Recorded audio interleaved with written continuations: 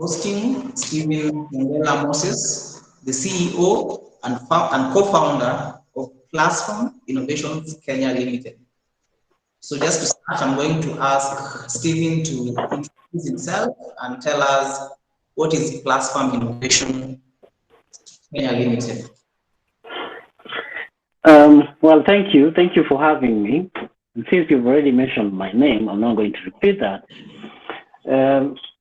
To introduce myself, I would say I'm a Kenyan entrepreneur, agripreneur to be specific. My interest is very much in agriculture and agricultural technology for that matter. I do a lot of innovations in digital agriculture, but really that's not where I started, and I'm sure we'll have that discussion sometime later. So we're based in Eldoret as I speak, but we have customers and clients countrywide. Okay, so welcome to the session again. And just to start, so can you tell us how Plusfarm came to be? What was the idea, or what is the problem that you are trying to solve? Well, I would like to maybe go back and look at how we started, if that's okay with you. Yes. Because it's the basis of everything. As in the university, as students, we used to represent the university in trade shows and trade fairs. And we had a lot of interest in that, myself and my friends. So when we met farmers, we used to discover different challenges. And that obviously sent me towards agriculture more than anything else. And one of my first projects was actually in cold chain. We were developing solar boxes, solar-powered cold boxes for farmers. And we are still sort of pursuing that project. And at the time, it felt fairly important to pursue that project because of post-harvest losses. I remember at the time there was a lot of talk about the same. And as such, we felt that we could solve that problem immediately. That obviously didn't come to be because of the science of solar energy and cooling. But we are still developing that with partners from all over the world. But when we were working on this solar-powered cold boxes project, we discovered that even if we had the solution in our hands, it would be still difficult to reach farmers with it because farmers were poorly aggregated, poorly profiled. You couldn't know which farmer is growing what, and you couldn't know which farmer is about to harvest what. So the best way for us, we felt, to start addressing farmer problems was to aggregate and profile them. So we have been doing that for 2 years now. From Eldoret to the rest of the country, we've been profiling farmers and putting them in digital, giving them digital IDs, where we can now, as we speak, we can identify farmers with their locations, their GPS locations, their phone numbers, their biodata to be precise, and so on. And as such, now we are trying to put together different key stakeholders in the agricultural industry and try to put that particular data into use by advising governments on specific services that they can tailor to farmers, by talking to other partners, mostly private partners, on how they can reach farmers faster, how they can give farmers extension in an easier way to reach wider areas in a timely manner. So that's basically what we do as of now. Okay. And just to add on what you've said, can you maybe, in a very simple way, just tell us what product or what services Plusfarm does to farmers or gives farmers? Well, if I get your answer, you want me to describe our product in a simple way, isn't it? Yeah. Now, I'll say this. What we have is a farm management tool. Farm management tool for farmers. Farm management in the sense that Farmers can be able to create their own digital profiles. They can be able to register and save the activities that they do in the farm on a daily basis.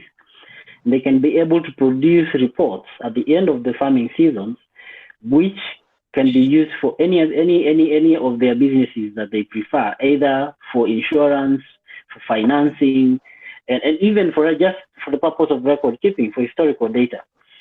But other than just being a management system, we have aspects that are more wholesome than that.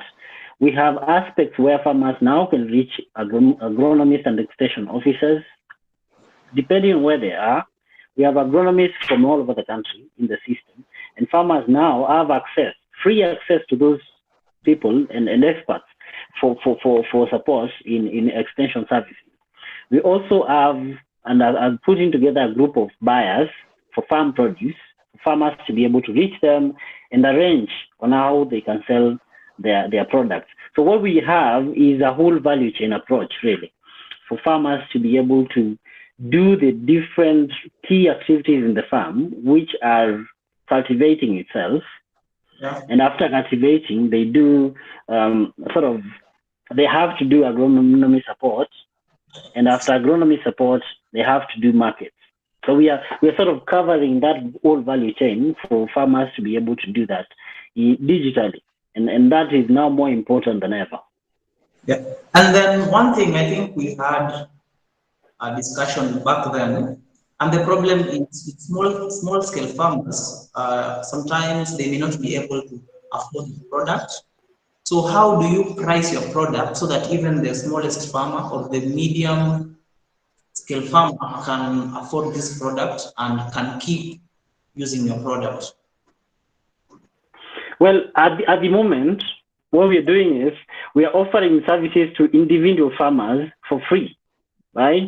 Individual farmers are using our services for free because we understand the needs of farmers. Individual farmers are smaller than the needs of the super, big farmers and grouped farmers.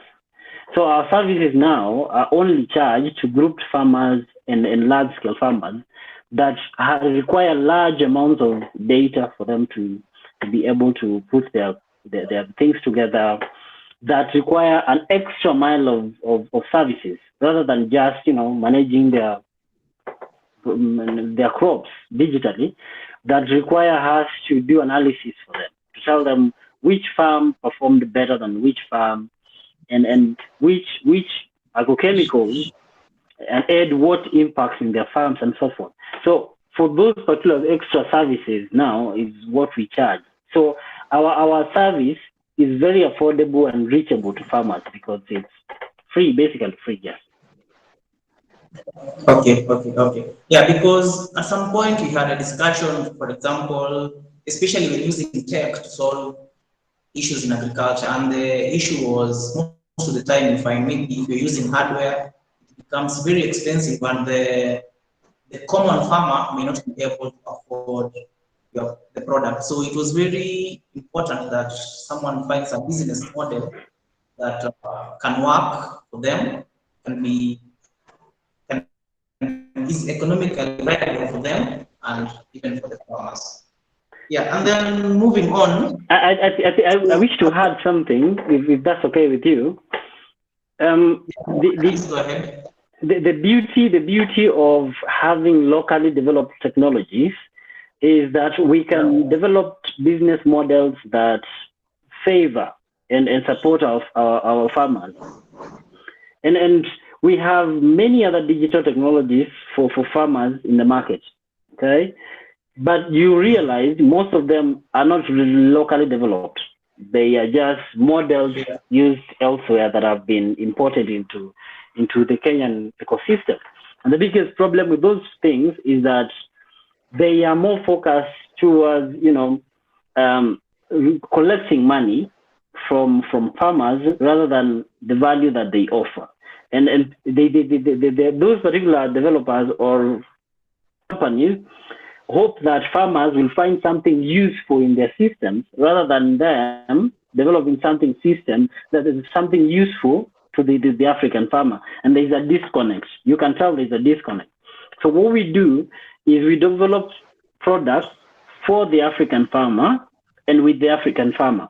And that way we can be able to explain to the African farmer, we made what you asked for, not what you thought you would need. No? And that means that their activeness, their response is way better than the other for the other product. So that's very essential that we develop business models that work for the setting that we are in, which is dealing with rural African farmers. Yeah. And even the person I think back then, I think it was Owadi, so he advised those who are planning to go into agribusiness to go and spend time with farmers in their farm to actually understand and identify the issues that are facing the farmers, and then they can create solutions for such problems. So I think that is true. Yeah. Then, so we can move on. I'm sure you've heard that lack of capital is a major deterrent for young people when they want to start businesses or startups. Well, yes, lack of capital is obviously a big problem. Yeah. So actually, I wanted to ask you. So when you started, was this a similar? Do you have such a problem? And if you did, how did you get the capital required to start? I think I would be lying if I said I didn't have that problem, because I was a student, and I would say the only thing that we might have been lucky with is the fact that we used to represent the university in those trade fairs and that I'm talking about. And we were able to, every now and then, when we were going out, to have a few 10,000 here, a few 15,000 here, and so forth. And those things enabled us to develop prototypes. And that's the biggest challenge that entrepreneurs go through in this country, because for you to be able to present your ideas, you have to have some prototypes or rather proof of concept and so forth. So we developed our first prototypes through that kind of support that was not really intended for that, but that we had to drive it towards that particular end point. I would say it would have been much easier if we had accessed enough capital when we were starting for us to be able to develop our MVPs and so forth. But we did it. So the way we went around that is by putting together small monies that we raised from representing the university in different trade fairs. Some of them were just like food for lunch, food for transport, and so forth, and then we put that together and develop our prototypes. So I think that is it.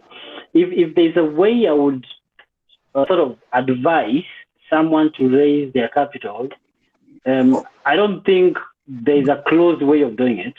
I think the best way is to find capital whichever way you can, as long as it's obviously legal, and put it in what you believe in and what you love, because there's obviously so many needs, and if you don't love it enough, you're not going to push it capital in it.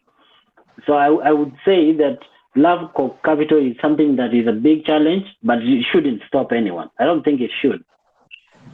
Okay, and now since you've developed your MVP and your startup has really progressed, so how do you fund your business at the moment? Do you get money from investors, or is it the returns that the business brings? Well, at the moment, we have a little bit, I think, of grants and a little bit of customers paying. Okay. Yeah. We have a situation where we raised some money from the Kenya National Innovation Agency, Kenya, to fund our startup. Okay, mostly research and development. I think that was the major boost for our company and the startup as a whole. And that's how we have been able to actually put most of the products that we have in the hands of clients. But now, in the last 1 year, we have been able to start raising little money and there from clients, which is very refreshing, I must say. and we are able now to work towards the longer goal, which is being fully reliant on the product's revenues. So that, I think that's our position as we speak. Yeah, and talking of raising money, so how do you raise money? Do you just go and knock on a door, and what is the process of raising money, or what was your experience? Well, I would say before the company is out there, you have to knock doors, you have to look for opportunities, you have to really search on websites of companies that have those competitions. You have to compete with other startups for monies, and unfortunately that's the way we have to do it in Africa. We don't have very early stage sort of funding structures here, so we really rely on grants from development partners, governments, and so forth. So that's how we raised our first sort of funding. But right now, because we are out there as a company, we meet with some of the companies in the field and so forth, it's easier to get funding. We have people emailing us and asking us whether they can, chip in, whether they can fund us, obviously for different reasons, for themselves and so forth. So now it's easier, and I think as a startup grows, it becomes easier to raise funds. But before, you have to really do a lot of sort of walking around and knocking doors and searching for opportunities physically. Okay. And when you are starting, how hard is it to raise money before your business gains traction? How, on a scale of 1 to 10, how hard would you rate it? I would say 7. I mean, if 10 is very hard, I would say 7. And I would say because first of the things is we were some young guys based in Eldoret of all the places, and you're trying to tell us you can start a company that does these things. It was not easy. And at the same time, you're competing with startups from all over Africa and so forth. So it was not easy, and we first of all we did not have even the knowledge of how to do it. So that also makes it very, very difficult. If we had support systems of people telling us where to look, because we were looking all over the place, it would have been, I think, much easier. Okay. And you've talked about lacking knowledge, especially in the first days, and also how hard it is to raise money. So what are some of the things you think as Kenya or Kenyans can do to support starting entrepreneurs or aspiring entrepreneurs to just make the process a little bit easier to create businesses and their startup? Well, I think if you mean by Kenyans, just the whole ecosystem, I would say the one thing that I think people can do is to educate themselves on how startups work. Educate themselves on how startups work, because there's not a deficiency of, I don't know, funders for businesses in this country. We have banks, we have microfinance institutions and so forth, but they don't understand, or they don't really sort of want to get themselves into that risky space of startups. And that makes fundraising very difficult. So I would say, while the successes of a few startups in the country are sort of bringing attention to that particular ecosystem, it would be important at this particular time to speed up that process, because there are a lot of good ideas that might, die because of lack of capital. I would say the best thing we can do is to do as much sensitization as we can, and I hope these sort of messages reaches the people that are concerned, that is the funding institutions, the venture capitalists. And the other thing I would say is growing strong angel investment networks. Africa itself has deficiencies of angel investors, and I would say Kenya in particular, because I understand Nigeria is doing way better than we are. Having investors that believe in very early stage companies, that even if it's just small amounts of money being put in the hands of founders, but very early on, so that they can prove their concepts fast. Whether they are failing fast, they fail fast. Whether they're succeeding fast, they succeed fast. Rather than, you know, that cycle of trying this, trying that, and never getting to the end of it.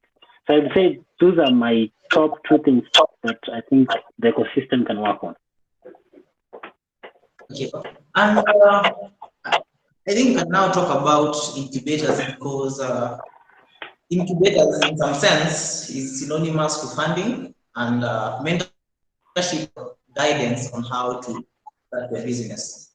So, will you advise someone who's just starting to join maybe an incubator if they don't have any funding, so that they, at least through that, they can be connected to maybe venture firms to fund their businesses? I would say yes, and I would say cautiously so. One has to find a supportive system. Well, in startups, you have to find a support system. Whether your support system is in an incubator or among your friends or peers. But since you asked about incubators specifically, I would say incubators in Kenya are sort of, how do I put this? In early stage sort of growth. Okay, so while we expect a lot from them, they're also fairly young, and as such, themselves, they depend on, you know, grants, and they depend on different sort of free or support, external support. So obviously, when you're getting yourself into an incubator, you are either going to be paying for the services that they offer, yeah, or you're going to be enjoying those services for free while someone else is funding them, right? So unlike other places in the world, incubators in Kenya mostly, you don't really directly fund startups. They offer support services, but they don't really fund. And you cannot say it's the sort of models used in Europe or in the US by Kinawai Combinators and the like. So as a founder, you have to find that support, but you also have to be very cautious of what you want. You have to first know what you want and find whether that incubator provides you that, because it might be just a desk and internet, while you yourself, you're doing an hardware sort of company that requires you to be developing a prototype, and that incubator is never going to help you do that. Okay. yeah. While at the same time, some incubators are attached to institutions, and then those institutions have their conditions. Those conditions could be partnership or something like that. But I would say that if and when an entrepreneur wants to do something fast, there is no point of holding on to your idea, and there is support that you can get, even if it's conditional support. Just go get the support with all the conditions that come with it. So I would say it depends with so many circumstances. Okay. And so, what maybe is the process of joining an incubator? Is it dependent on a specific incubator, or you just apply to join one? So what is the process? I'd say, like I mentioned, incubators in Kenya are very, very early stage, and they don't have, most of them don't have a set way of doing things. I think there was some time, I think in 2018, and I was trying to join an incubator, and I called a few founders of incubators in Kenya, and every one of them was telling me, yeah, you can come in. You can join. So there wasn't really that much conditions. I don't know whether that has changed today, but I would still expect it to be the same way. that people can just walk into an incubator, explain yourself, maybe sign an NDA or something, or a contract, and that's it.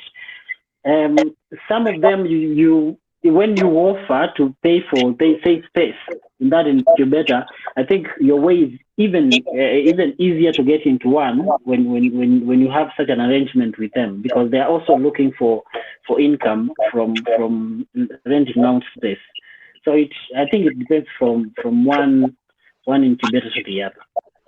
Okay. Yeah, and then while talking, you mentioned the word cautious. Maybe when you want to join an incubator, be very cautious. But nevertheless, if you need support, then just join, even if it's unconditional, even if it's conditional support. So when you use the word cautious, what are some of the things that people can look out for as even as they join incubators or similar programs?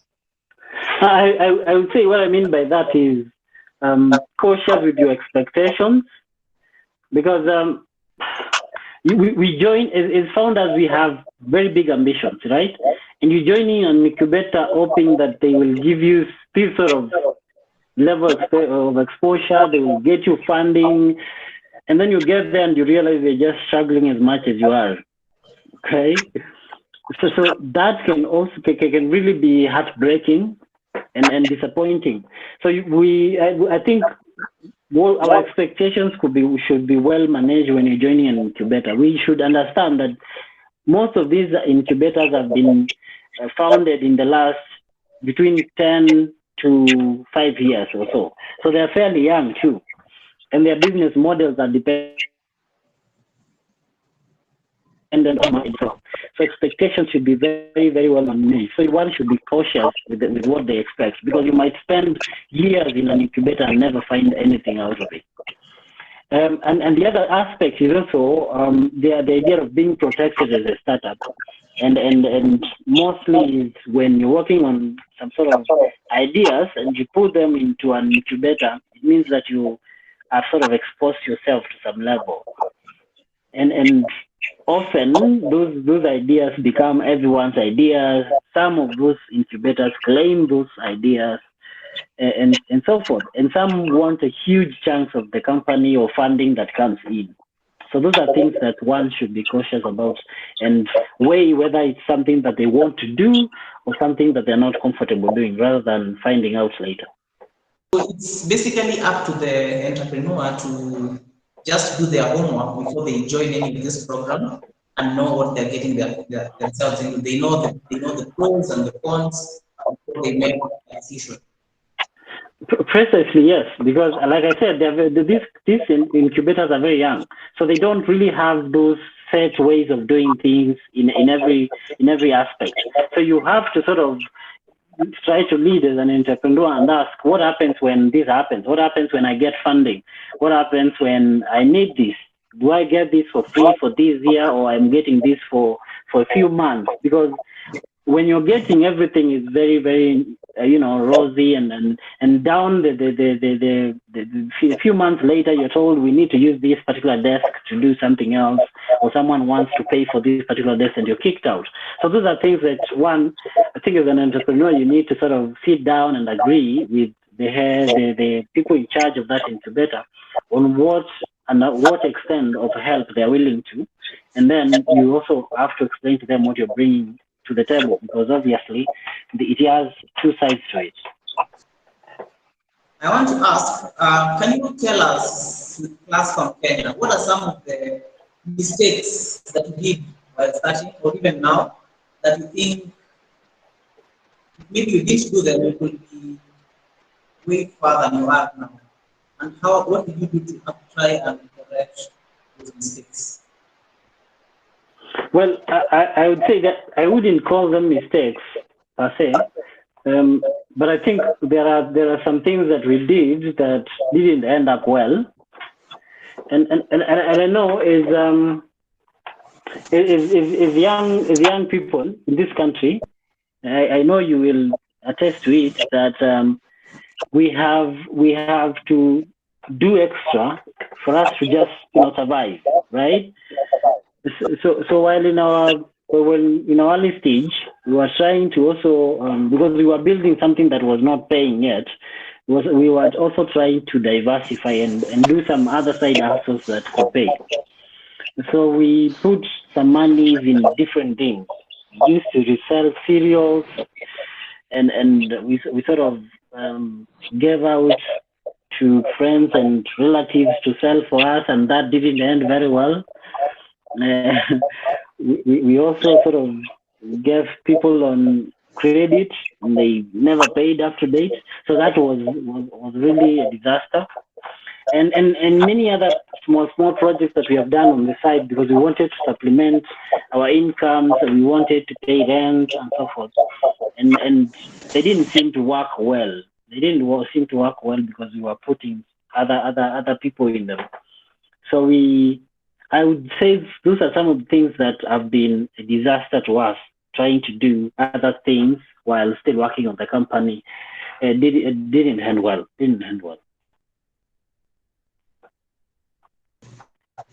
Okay, and I think we cannot talk about mistakes or challenges that you faced without talking of your successes. So can you also tell us, can you also share some of the milestones that you really enjoyed since you started Plusfarm? Well, I think you're talking about challenges.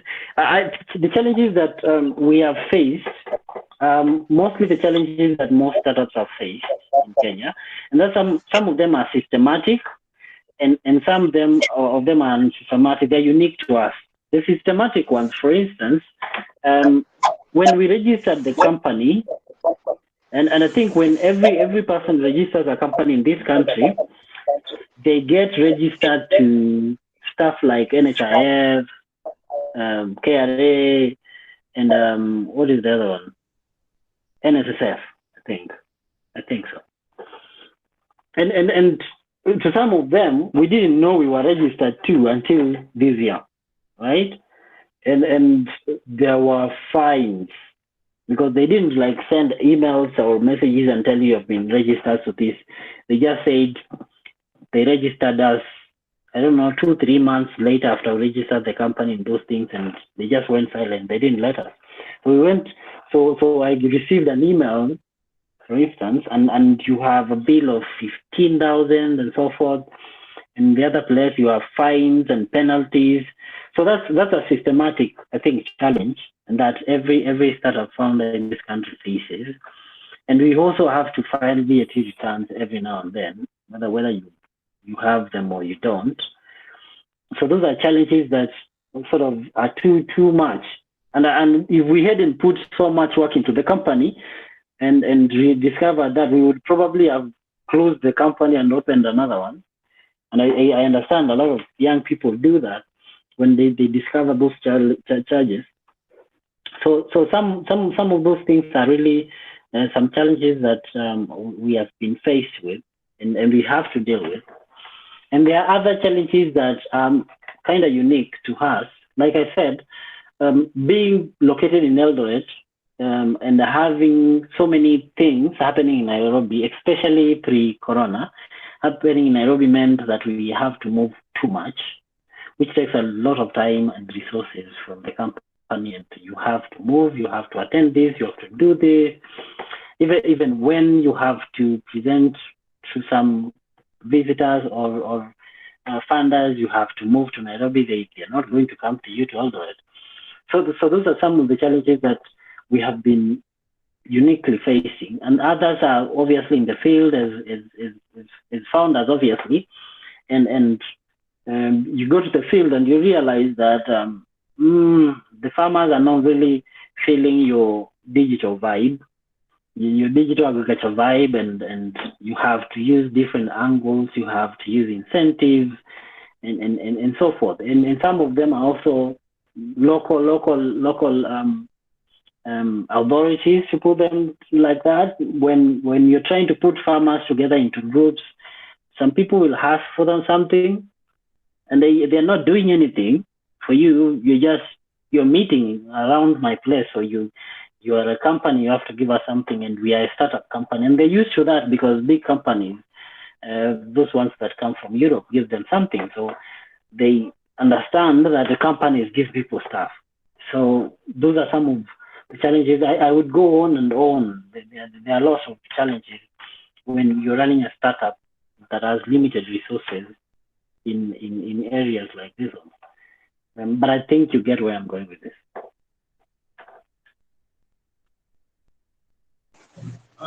Yes, I think I understand. And systemic challenges. I've also heard a story about, I think, a friend who picked up fines of up to around 150,000. They're just starting, and they didn't know that they had to file. I think it was by pay, so they were fined, and this is something they had no idea. So by the time they're noticing, it's 150,000, and now they cannot pay this fine, and they're actually thinking of closing and then starting like just like you say. So I think this is something maybe entrepreneurs or founders who are just starting should really be keen on. And maybe even the government can find a way of informing founders about certain issues, because if it's happening to so many people, so many founders, then it's a problem. You cannot say that it's the fault of the founders. So it means that it's some information that people don't have. So there should be a way to inform founders about such challenges like the ones you mentioned. Yeah, but you've not told us. Yeah, you've not told us about the milestones that you have enjoyed from when you started. So maybe you can tell us about that. And also, when you're telling us about your milestones, you can tell us what are some of the metrics you use to know that your business is actually growing, or it's actually scaling. So how do you know that your business is scaling? Yes, and talk about the milestones, if I may.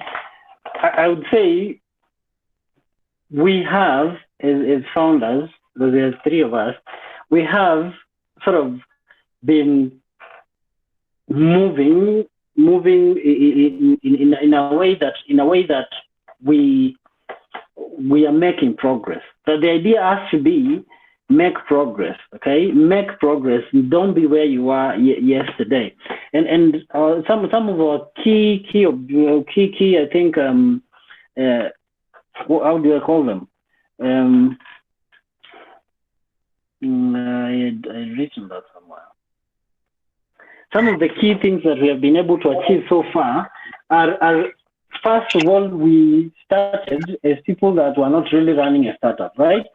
We started as guys that wanted to help farmers with a given product in the market, and we really didn't know how to do this.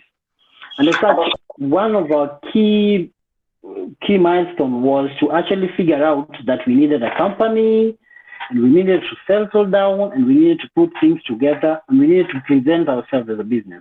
So that was very important, because we have so many students right now in college that are presenting all manner of ideas, but they are presenting those ideas as something that, I don't know, as a social venture, not a business. So it was very important for us to present our company or rather our ideas as a business. So that was the first milestone that we had. And that sort of gave us a sense of direction, that what we wanted to do now was to work with farmers, and we want to make money while doing it. And the other objective was we had, I think milestone was that we got a project to manage that was funded by students from the Netherlands in Eldoret. And that project gave us a lot of experience. A lot of farmers were coming to see what we were working on, because it was a lot to do with aquaponics. So that sort of was a key milestone for us to know, oh, we can actually do this. It's not like the idea of saying we can. Now we are doing it. We are in the field, and farmers are enjoying what we're doing. Farmers are calling us to go to their field and see what they're doing, and so forth. The other milestone was developing the software itself, because I'm not that much of a programmer myself, and neither of my team members. We have just been learning the whole thing, right? And while we were talking with different people that could help us put this thing together, they really didn't know what we were talking about. So we had to sort of design the whole thing. So that has sort of made us some sort of design experts in the softwares and so forth. And that was a big milestone that we did. I think that was close to 2 years ago, we released the first version of the software to the farmers. So that was a very key milestone. Then last year, we did 500 farmers. This year, we are 1,000 plus farmers using actively the software. So those are key milestones that we're doing day by day, and I think they're going to be more frequent as the time goes by. I think you also asked how we measure our growth. And I think early on, we only measured our growth with simple stuff like, I don't know, Facebook shares and Facebook likes and so forth, and how many farmers we have been able to meet in a week and so forth. Now, because now we have a software that sort of is an easier way of keeping data, we can use our Google Analytics tools and Google Pixel, I mean Facebook Pixel and so forth, to tell what our metrics are. And those also form a very important basis of whether we are really doing better than last week or than last month, or whether we are lagging behind. And the other is obviously the number of users in the softwares.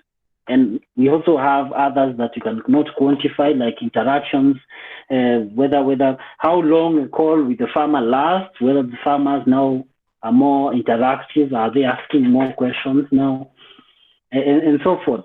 How many people are getting in touch with us without us, that organic sort of growth. So those are key metrics I think every startup should sort of try to use for growth, because you don't, as much as using the money money coming in is a very, instrumental way of measuring growth. In early stage startups, that there's usually not that much of it. So you use other metrics that could and will lead to the money later on to measure that particular, whether there's growth or if there's growth, how fast it is, and then you can project the future expectations of the same. I think that answers it. That's it. Yes, and I just want to ask, so is there a time when you felt like maybe you checked the Google Analytics and discovered that, oh, our business maybe is lagging behind? So what did you do in such a scenario? I'd say every now and then, even if you're a very big business, every now and then you'll see those small dips or big ones. And every now and then we look at our metrics and they're not doing well. We have to act fast, because as a startup, the advantage we have is that we are versatile. We are very flexible. We can change things very fast. Like if I realize that we had less visitations to our website, our system this week than last week, the only thing I have to do, and one of the things that I have to do, is to draft a message, then send this message to all our subscribers, and that will drive sort of the return visits. And that if that doesn't work, then I can go and try to acquire new users, either through Facebook and Telegram groups and WhatsApp groups and so forth. So there is always a way that, as a startup, a way that you can change your metrics and faster. And obviously I'm talking about growth startup, a startup that is growing, not one that is going down, because if it's going down, there's not much you can do. Okay, and then so just your last part, you said that when your startup is going down, there is nothing you can do. So I want you to tell us if there is a point where when you felt that people are not using our products, so maybe we may have to find another product for our farmers, or even if you can't, then maybe close our business. Have you reached at that point personally? I would say the extreme of thinking of shutting down. No, we haven't, and I hope we don't. The level of feeling like this is not working many times, and we have over the last 3 years come to stages where we have felt this is not working. We need to rework this. We need to rethink this, and we have obviously tried to work on different dimensions. Okay, maybe farmers don't like this idea that one farmer suggested. It's just him. The others don't feel it. So we have sort of had to sort of work around that. The biggest challenge is that since farmers in this country are not that well aggregated together, it's very hard to collect data. It's very hard to tell what they expect, how they would react, or to carry some sort of experiment. Okay, so we have really had to go with data from few people when we could go with data from many people, and we hope with our solution we will solve that problem for ourselves and for others, so that people can be able to realize that this is not going to work before they make the mistake. But yes, we have had those challenges of this is not going to work, or this is really failing. Even when you've put money in it, it's not working. So you have to rethink, you have to engage the users constantly. So I would say those are the basic things I should share about that. Yeah. So what I'm getting from you is that it's really important to know what metrics you can use to measure the growth of your business. And even when something is not working, you don't have to give up immediately. You can always think and rework your product to better serve your customers. Yeah. Yeah. And then we are coming to the final 5 minutes of the session. So now I just want you to just tell upcoming or aspiring entrepreneurs some word of advice. So what should you tell someone who wants to become an entrepreneur like you? What advice would you give them? Well, first of all, someone mentioned the other day that if you need inspiration to start a company, you shouldn't. So I would say this, if you're passionate enough about something, just do it. Just do it. As simple as that. It's as simple as that, because we can talk, we can sit here and talk and inspire people and encourage people, but if they're not really psyched up and inspired by it enough, they're not going to start. And if they start, they're not really going to go far with it, because entrepreneurship in itself is not easy. Everyone knows that. So it requires something more than just money, capital, and so forth. It requires your inner self to be completely dedicated and very much into it, I would say. So what I would tell those people, because I would say some of the reasons why someone is not starting is because they're scared, and I would say that's totally normal, but you have to start. Okay, so just find the courage to start, and then put all your passion and energy into it. And if it doesn't work, that's no problem. You learn a lot from these things, and I think I've learned a lot in this startup than I ever learned in school. So that, I think that's worth even doing it, even if it's not for the other things. You learn a lot, you become a full sort of person, and when your next journey is going to be way easier if you tried the first one. And I would say my advice is just start. Yeah. Yes, if you are listening to this, just start.